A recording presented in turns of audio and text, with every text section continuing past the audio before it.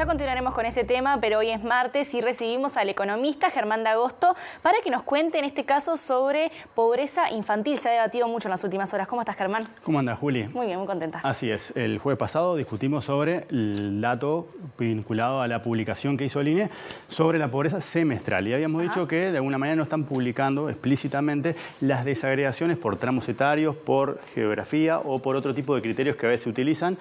Pero el lunes, o sea, ayer, publicó justamente los datos de la encuesta continua de hogares que se pueden procesar justamente para obtener esa información que no está explícitamente dicha en el informe. Y eso es un poco lo que traemos acá y además lo atamos a la discusión que tuvimos hoy vinculada al perfil de infantilización de la pobreza en relación a los países de la región. Bien. Entonces, lo que tenemos acá es la trayectoria de la pobreza en los dos tramos etarios extremos. Es decir, la pobreza en las personas que son mayores de 65 años, esa es la línea verde. Estamos mirando todos los primeros semestres justamente para no tener problemas asociados a la estacionalidad.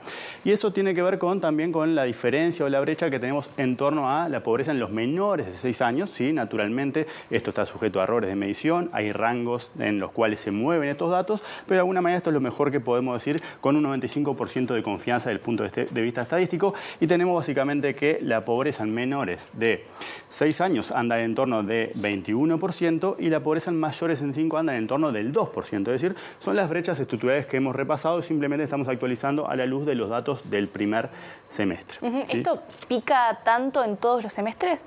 Y bueno, lo que justamente eso nos lleva a esa discusión, que entiendo que es parte de por qué se dejó de explicitar en los informes, dado que los problemas vinculados a la medición, la estacionalidad, en particular cuando tomamos grupos de la población, tienen que ver con esa mayor volatilidad que le podés ver a los datos, así que de alguna manera eso está presente siempre en todas las discusiones que tenemos cuando discutimos pobreza desde el punto de vista del semestre y no tanto anual. ¿Sí? ¿Y qué más que podemos ver? Si ahora vamos a una placa más, lo que tenemos es la misma foto, ahora cortamos un poco el periodo, ¿sí?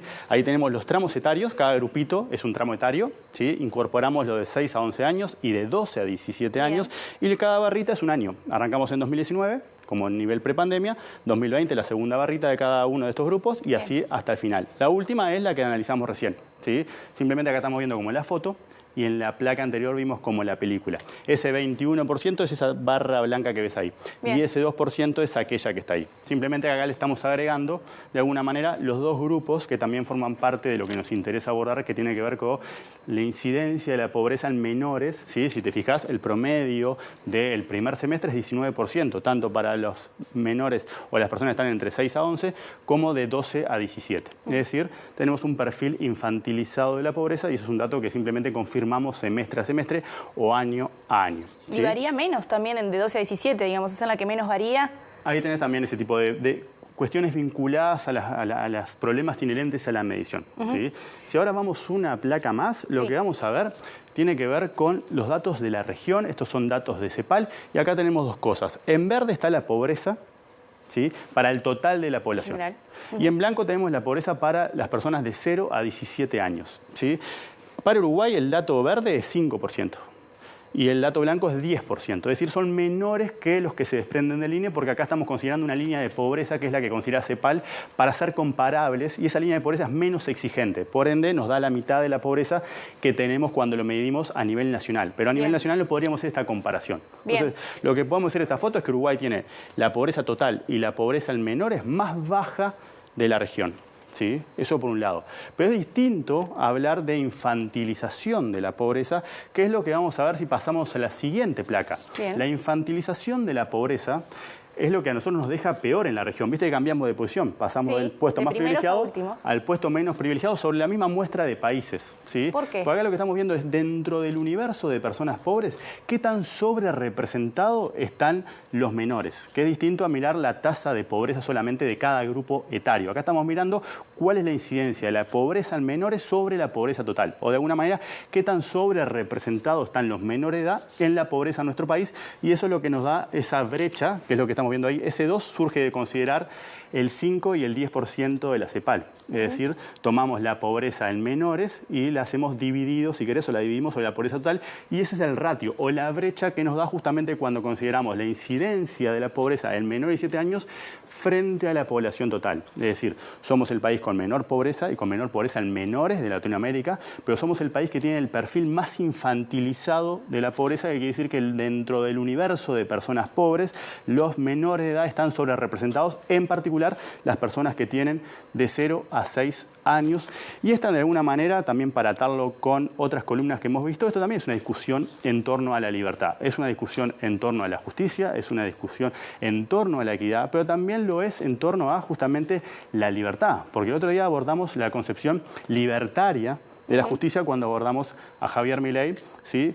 Pero eso es la libertad que está sentada sobre el derecho a ser el dueño de mí mismo y por ende de tener libertad de la interferencia del Estado, de que el Estado venga y me diga que tengo que pagar impuestos, o que el Estado venga y me diga que tengo un casco o que no puedo tomar si quiero manejar. Esa es una libertad, pero el tema con la libertad, el problema es que es como un chicle.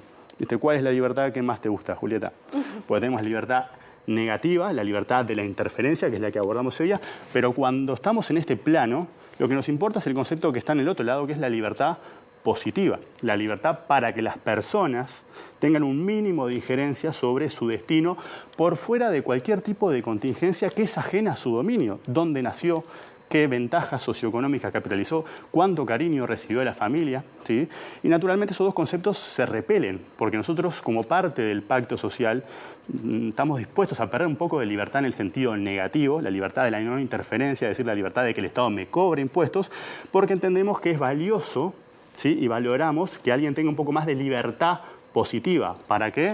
Para que si nace en un asentamiento, esa contingencia de la vida no sea determinante para toda su trayectoria futura y por ende no tenga ningún tipo de dominio sobre lo que va a ser su destino. El tema con el asunto es que esa libertad más negativa, la libertad de y no la libertad para, es la que hoy tiene más prensa justamente a nivel regional porque encuentra justamente su representación en una persona más exaltada, de alguna manera. Pero esto también es sobre justicia, es sobre equidad, pero también sobre libertad en su sentido positivo, la libertad para tener un mínimo de capacidad de poder apropiarse del destino por fuera de méritos, esfuerzos o todo tipo de contingencias. Así que de alguna manera, por más que esta libertad no venga cargada de descalificativos hacia el Estado o hacia los impuestos, esto también es una discusión sobre la libertad, además de equidad y además de justicia. Muy didáctico, como siempre, Germán. Muchas gracias, Juli.